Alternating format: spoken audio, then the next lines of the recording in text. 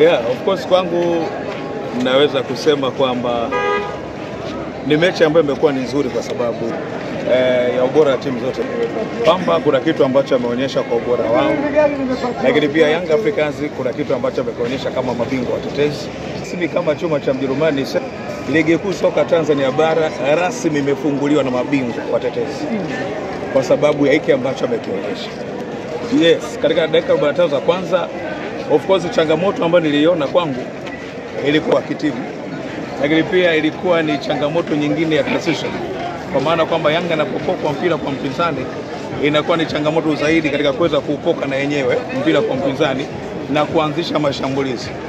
Ilikuwa inakosekana muunganiko wa Young Africans kucheza kwa pamoja kwenda kulimaliza shambulizi ambalo wameliandaa, na ndio maana tukaona mtu kama Nation alifanya kazi kubwa sana katika kipindi cha kwanza, lakini tutakuja kuona kadri ambavyo maboresho yalifanyika ya wachezaji ambao kwa asilimia kubwa wanaelewana, Pamba Jiji wakaanza kuonekana kutepeta, na ndio maana nikasema kwa ushindi huu ambao Young Africans wameupata ni kutokana na ubora wao.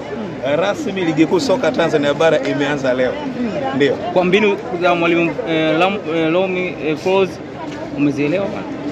Ongeza sauti siku. Kwa mbinu za mwalimu Romain Folz, wengi wao wanakuwa wanalalamika kila kipindi cha kwanza kama ilikuwa kawaida kwa Young Africans.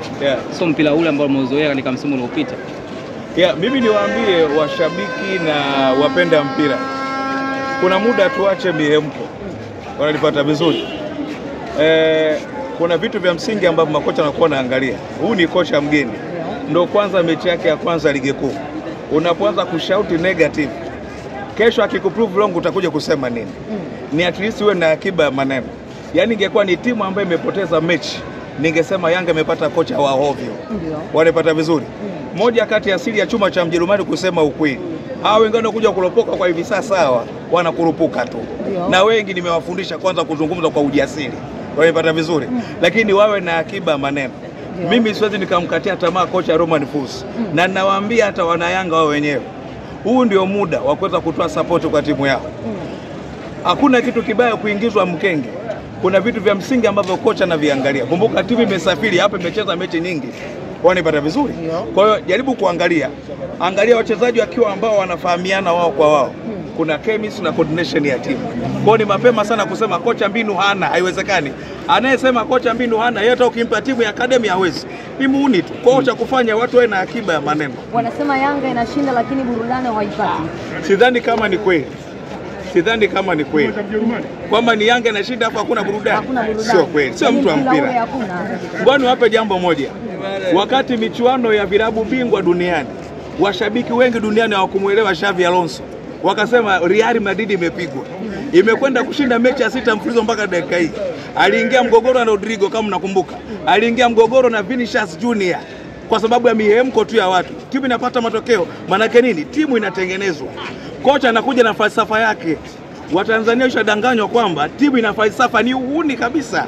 Hii timu ina falsafa kupiga pasi fupi fupi. Nani kakwambia? Hakuna kitu kama hicho. Huyu kocha amekuja, atakachokifundisha huyu tofauti na Gamondi. Atakachokifundisha huyu tofauti na Ramovic. Wanipata vizuri. Kila kocha anakuja na falsafa yake. Nataka timu yangu icheze namna hii. Kwa hiyo ni mapema sana kumnasibisha kocha huyu na Gamondi. Hapana. Wanipata vizuri. Wanamkosea mwalimu? Kwa kiwango kikubwa sana. Hao ni wahuni, sio watu wa mpira. Yaani hata kama mtu ni mkongwe kwenye mpira nchi hii, mimi ndo namfundisha. Aache uhuni. Ni mapema sana kwenda kukosoa kocha kwamba hamna kitu. Haiwezekani. Wewe umefundisha lini mpira? Hujafundisha timu yoyote. Wewe kaza kuandika tu kwa sababu una bando. Ni mambo ya kishamba. Wanipata vizuri. Tuweke akiba maneno. Leo unasemaje timu ishashinda? Ndio maana nikasema mapema Yanga imewathibitishia watu kwamba ligi imeanza leo. Unanipata vizuri? Salamu zimeanza mapema. Unanipata vizuri? Usikashanga anayesema kocha hana mfumo ndo kagongwa tarehe 16. Unanipata vizuri? Njoo na hoja zile mashiko. Yes, of course. Timu haiwezi kaenda moja kwa moja tu pap, hapana. Wanipata vizuri? Na wakumbusha jambo la msingi kabisa. Yanga ambao walipata unbeaten 49 walikuwa na bahati ya vitu viwili. Cha kwanza ni chemistry, cha pili muunganiko wa kucheza. Walipoenda kuchukua wachezaji wengi Vita Club. Kumbuka kwamba ubora wa Djigui Diarra aliyokuwa nao, wasema player make a system.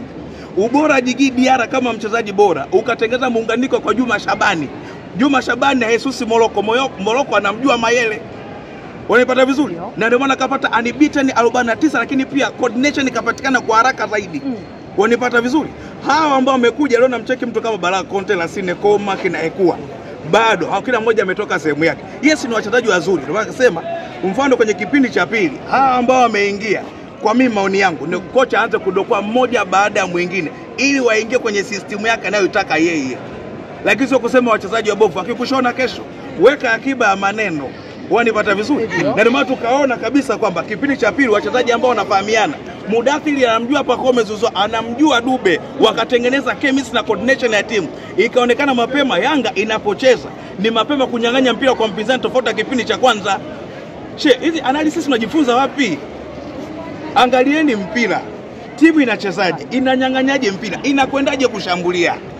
Kipindi cha pili timu imechange. Why? Kwa sababu wachezaji wanafahamiana kwa asilimia kubwa.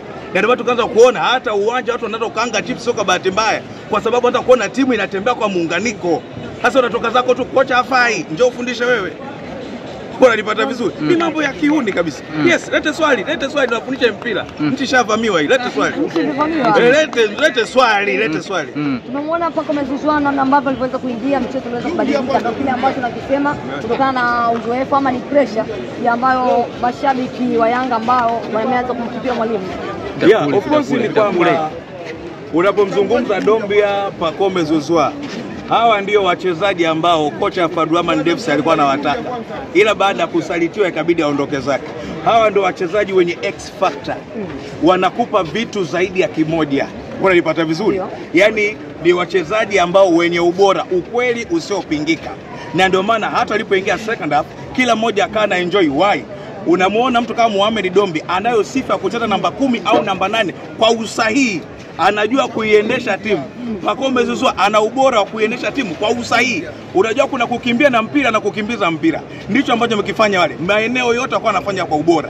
Kwa hiyo mabadiliko yao yakaja yakaongeza kitu, kuongeza uhai kwenye kikosi Yanga Africans. Sasa hapo kuna assignment. Wale wachezaji wameanzia benchi, wachukua upande wako wewe. Mpanzu benchi na wengine benchi, mtashika kichwa. Unanipata vizuri? Ndio maana halisi ya X factor. Wachezaji wanyumbulifu, wenye ubora, wenye klasi yao ndo wake na Pacome Zouzoua. Tumerithishwa, tuwarithishe ndo hawa. Pacome Zouzoua X factor.